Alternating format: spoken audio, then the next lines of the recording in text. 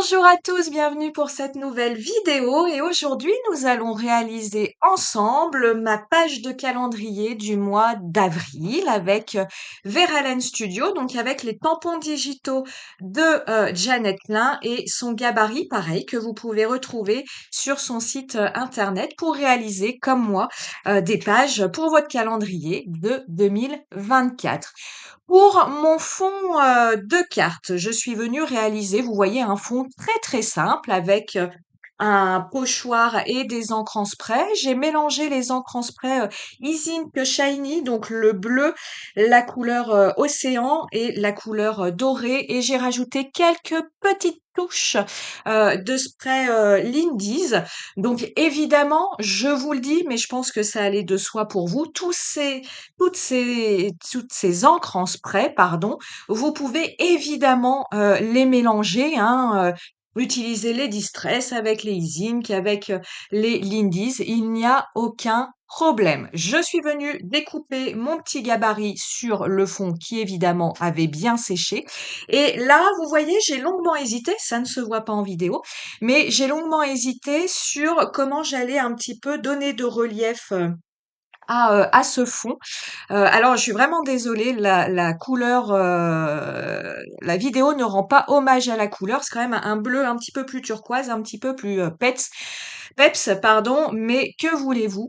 Heu, quand on filme, la vidéo est pas toujours tip top en fonction de la luminosité. Bref, je vous disais, je me suis posé la question sur comment donner du relief à tout ça et je suis finalement, vous voyez, revenue positionner mon pochoir sur, les lignes que j'avais l'empreinte que j'avais au préalablement, réalisée avec mes encres en spray et je viens avec mon petit pot de Stickles, donc c'est la couleur, Moon Dust, appliquer une bonne couche, Stickles, Moon Dust, c'est la couleur Moon Dust que j'utilise ici. J'aurai ainsi l'empreinte de mon pochoir, avec les encres turquoise, dorées et puis sur les endroits laissés blancs, eh bien cette, bonne couche de Stickles. Alors je vous le disais dans une précédente, vidéo, mon pot a maintenant, plus d'un an de Stickles, hein, j'entends, a maintenant plus d'un an, il l'a quand même séché, il est beaucoup moins liquide que ce qu'il n'était auparavant.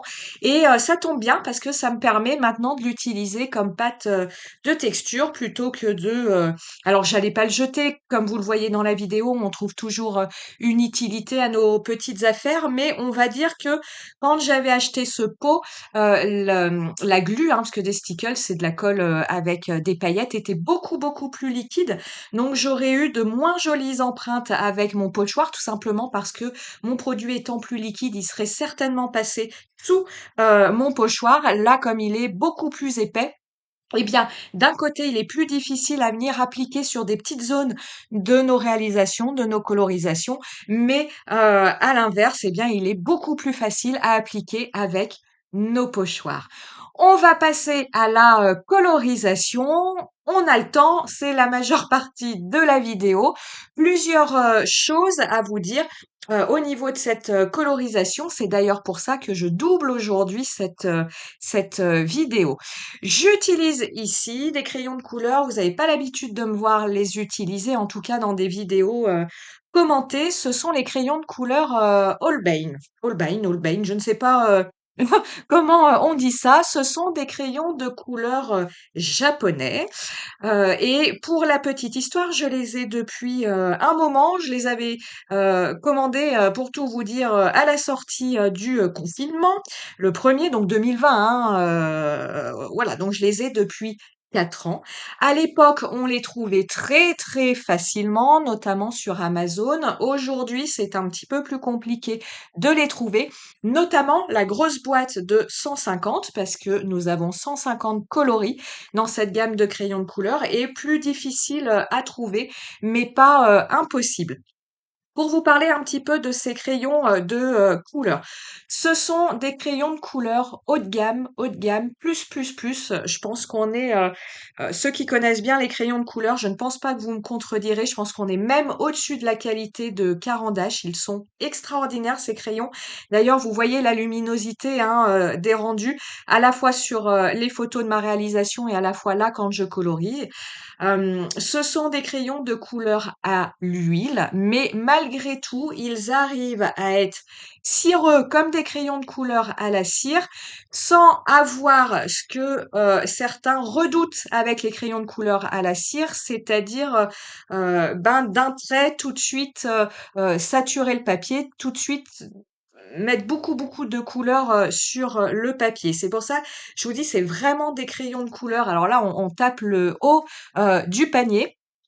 L'inconvénient de ça, c'est qu'ils sont extrêmement chers et en plus, venant du Japon, eh bien, voilà, les taxes, les frais de douane, que pour encore une fois la petite histoire, je n'avais pas payé à l'époque puisque, vous savez toutes ces choses-là, au niveau de la TVA et cetera, les règles se sont modifiées peu après, le confinement ou en tout cas se sont vraiment appliquées de façon stricte peu après, le confinement. Donc j'ai eu la chance de pouvoir les commander et de passer, au travers. Mais sachez que si vous commandez ces crayons, eh bien évidemment comme on commande hors zone euro, faites attention au prix affiché. Veillez bien à ce que la TVA soit comprise, hein, parce que sinon il faut rajouter 20% par rapport à la somme. Et puis, voyez si le vendeur prend en charge les frais de douane. Certains commerces hors zone euro le font parfois. C'est le cas de Holland Create. Hein, quand vous faites une commande d'une certaine somme, ils prennent eux en charge les frais de douane. Donc veillez bien à ces petits détails. Crayon de couleur à l'huile, je vous le disais. Donc je réalise mes dégradés bah, comme vous le voyez à l'écran de la façon suivante. Je viens déjà apposer mon crayon de couleur le plus foncé que je viens dégrader. Ensuite, je viens appliquer mon crayon de couleur intermédiaire sur une zone blanche et à cheval sur mon crayon de couleur le plus foncé pour mélanger ces deux couleurs. Et je fais la même chose avec mon crayon de couleur le plus clair. Le maximum, pareil, je vous le dis souvent, au maximum, j'essaye d'utiliser à chaque fois 3 couleurs pour réaliser, mes, dégradés. Mais vous voyez comme ici pour la petite poche, je vais, utiliser, que 2 couleurs comme la petite, fleurette de, l'œil de, ma poupette.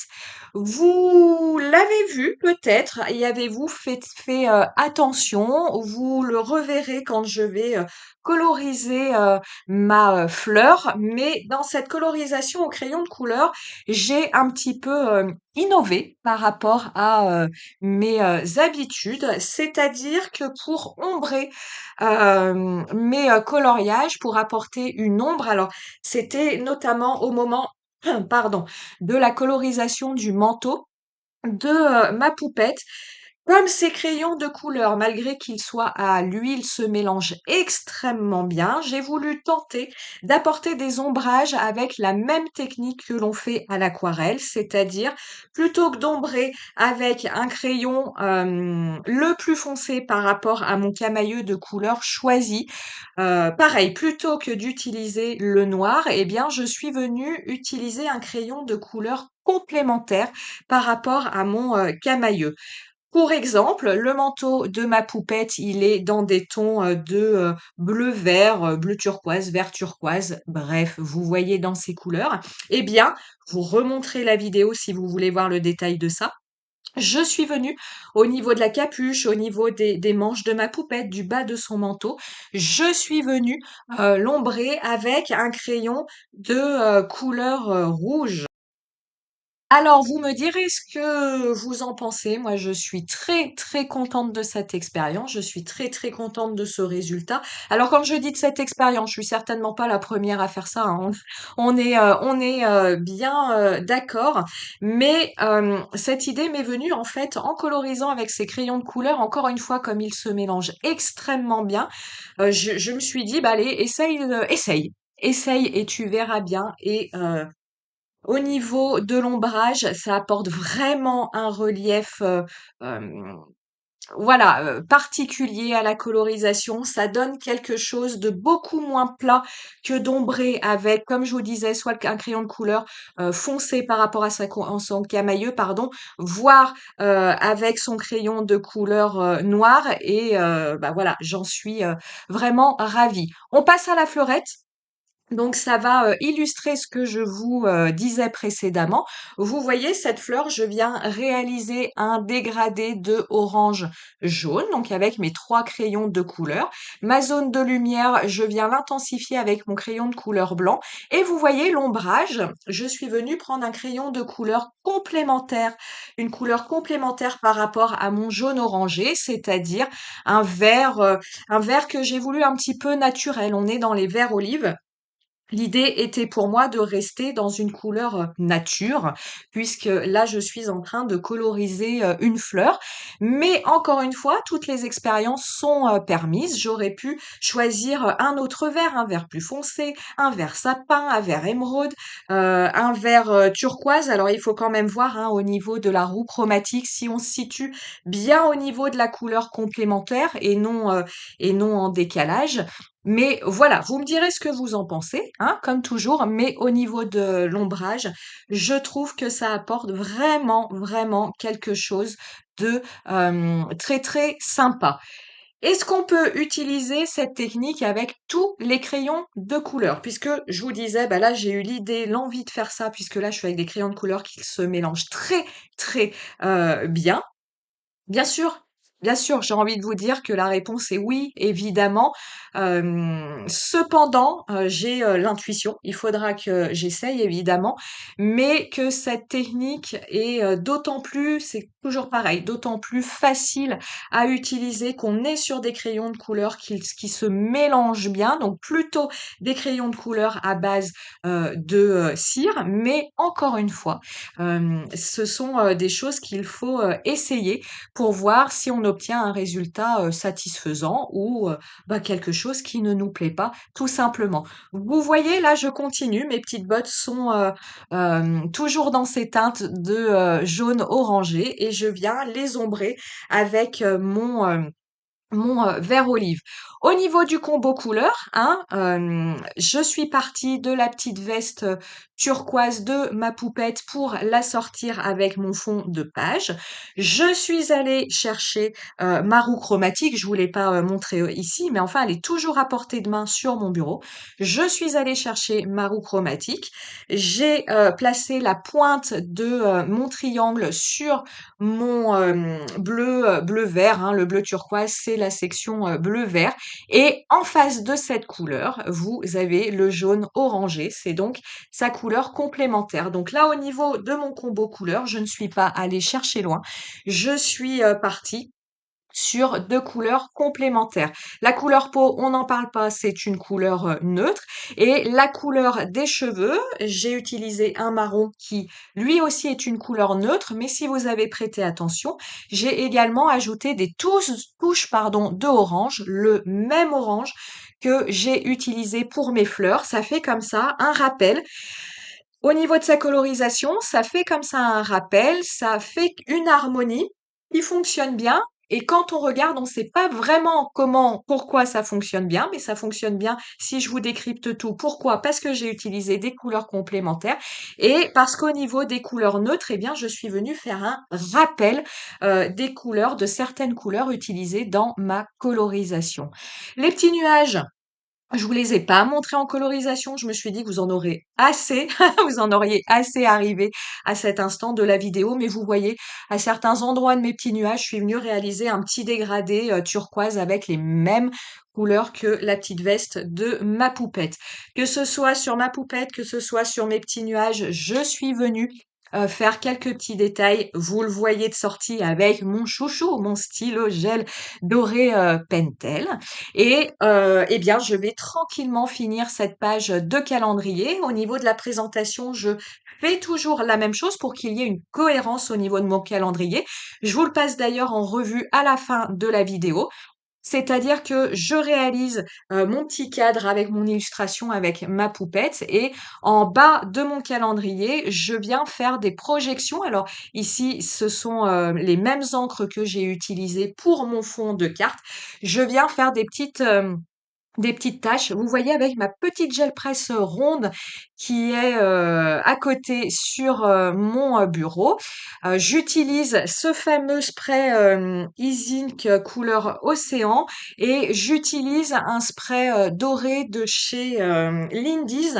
Pourquoi ici j'utilise celui de Lindy's et pas celui de Ease Ink? Tout simplement parce que celui de Lindy's est transparent alors que le spray doré de Ease Ink est opaque. Donc si j'avais utilisé ici le spray de Ease Ink, ça aurait effacé, en tout cas ça serait venu, oui effacé, j'ai pas d'autre mot, les chiffres de mon calendrier et ce n'est pas l'objectif. Je sèche bien tout ça, je viens coller tout ça, vous voyez sur mon fond de carte c'est du canson noir, je viens y ajouter ma petite attache, c'est un die zibuline et voilà, cette page de calendrier est terminée. Vous voyez, j'espère que vous voyez à l'écran comme ça brille, hein, mes stickers. Et je vais venir, voilà, je l'ai à côté. Alors je vous préviens, je, comment on va dire? Je bricole un petit peu, mais je vais venir mettre ma page d'avril avec le reste de mes pages. Alors oui, ma page d'octobre, je l'avais faite l'année dernière au moment où Janet a lancé le gabarit pour réaliser son calendrier. Mais sinon, sur 2024, voilà, je vais réaliser une page par mois. C'est mon petit rituel créatif. Ça met pas bien longtemps à être réalisé ce type de page. Encore une fois, ce qui prend le plus de temps, c'est la colorisation. Voilà, j'ai réussi à l'accrocher. J'espère que cette vidéo vous aura plu. Comme toujours, je vous dis à très très bientôt et surtout, amusez-vous. Ciao, ciao, bye.